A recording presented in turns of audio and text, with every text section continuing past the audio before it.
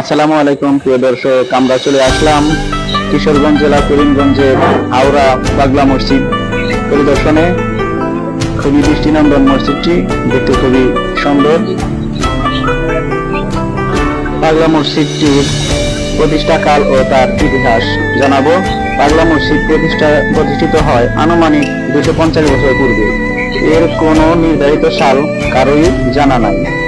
পাগলা মসজিদের নামকরণ পাগলা হওয়ার কারণ প্রচলিত আছে।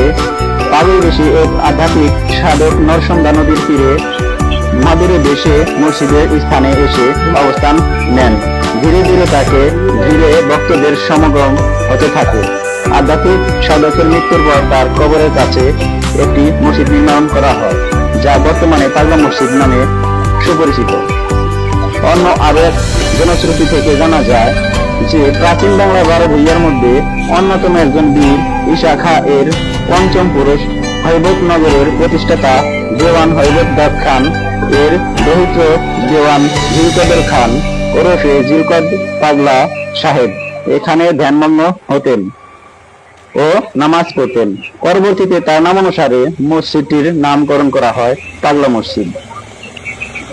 স্থানীয় আরেকটি জনশ্রুতি অনুসারে হৈবতনগর এলাকার জমিদার দেওয়ান হৈবত দাদ খানের অধস্তন তৃতীয় পুরুষ জলকরণ খানের বিবি আয়শা দাদ খান এই মসজিদ প্রতিষ্ঠা করেন। তিনি ছিলেন নিঃসন্তান এবং প্রজারা তাকে পাগলা বিবি নামে ডাকতেন। স্বপ্নাদিষ্ট হয়ে তিনি দেওয়ান বাড়ির থেকে এক রশি দূরে নরসন্দা নদীর তীরে এই মসজিদটি প্রতিষ্ঠা করেন। তাকে পাগল এই নামে ডাকার কারণে এই মসজিদটির নামকরণ করা হয় পাগলা মসজিদ। সবাইকে ধন্যবাদ।